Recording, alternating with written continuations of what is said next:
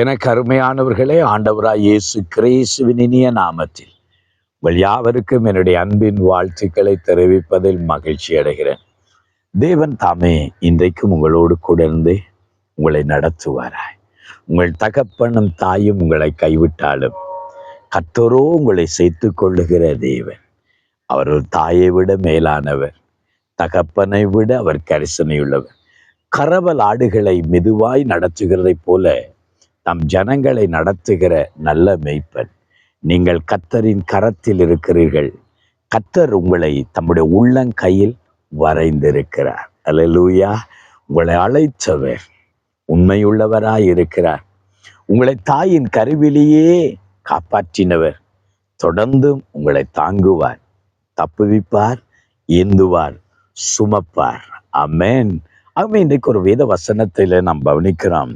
ஏசாயாவின் புஸ்தகம் 44வது அதிகாரம். ஆண்டவர் இந்த வார்த்தையை சொல்லுகிறார் 21வது வசனத்துல, யாக்கோபே, இஸ்ரவேலே, இவைகளை நீ நினை. தேவ ஜனமே, தேவனுடைய வார்த்தைகளை தியானித்து பாருங்கள். தேவனுடைய அன்பை நினைத்து பாருங்கள். ஆண்டவருடைய கிருபைகளை நினைத்து பாருங்கள். ஆண்டவர் சொல்லுகிறார், யாக்கோபே, இஸ்ரவேலே, நீ இவைகளை நினை, நீ என் தாசன். ஆண்டவர் சொன்னார், நீ என் தாசன். ஆம், எனக்கு அருமையானவர்களே, அப்படி என்றால் நீ என்னுடைய ஊழியக்காரன். தேவனுடைய ஊழியர்களாய் தேவன் நம்மை அழைத்திருக்கிறார். அல்லேலூயா. அவர் என்ன சொல்லுகிறார் தெரியுமா? தொடர்ந்து, நான் உன்னை உருவாக்கினேன், உன் தாயின் கருவிலே நான் தான் உன்னை உருவாக்கினேன். உன் உருவம் இன்னதென்று தெரியாத நேரத்தில் உனக்கு உருவத்தை கொடுத்தவன் நான் தான், உன்னை உருவாக்கினவன் நான் தான். அவர் சொல்றார், நீ என் தாசன், நீ என்னுடைய தாசன். நான் உன்னை தெரிந்து கொண்டேன், நான் உன்னை தெரிந்து கொண்டேன். அதனாலதான் தொடர்ந்து சொல்றார், நீ என்னால் மறக்கப்படுவதில்லை. ஆமென். தேவனுடைய ஊழியத்தை நாங்கள் செய்து கொண்டு போகிற போது சில வேளைகளிலே மற்றவர்களால் அங்கே குற்றச்சாட்டுகள் நிறைய சந்திக்கிறோம், விமர்சனங்களை சந்திக்கிறோம்.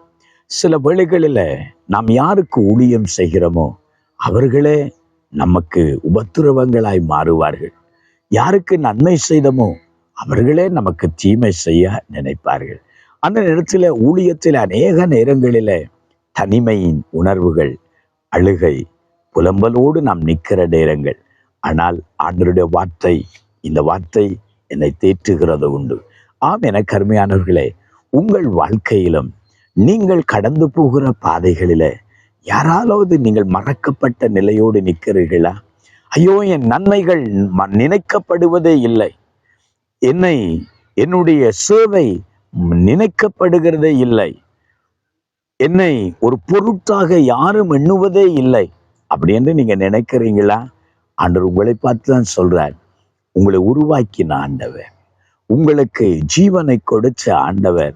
அவர் சொல்றார், நீ என் தாசன், நான் உன்னை தெரிந்து கொண்டேன், நீ என்னால் மறக்கப்படுவதில்லை. ஹல்லேலூயா. உலகம் உங்களை மறந்துடலாம், உங்கள் உறவுகள் உங்களை மறந்துடலாம், உங்கள் தாய் தகப்பன் உங்களை மறந்துடலாம், உங்கள் நன்மைகள் மறக்கப்பட்டதா இருக்கலாம். ஆனால் கர்த்தர் ஒரு நாளும் உன்னை மறந்து போகிறவர் அல்ல. அல்லேலூயா. ஸ்திரியானவள் தன் கற்பத்தின் பிள்ளைக்கு இறங்காமல் தன் பாலகனை மறப்பாளோ? அவள் மறந்தாலும் ஆண்டவர் சொல்றார், நீ என்னால் மறக்கப்படுவதில்லை. ஆமென். கண்களை மூடுவோமா, ஜெபம் பண்ணுவோமா?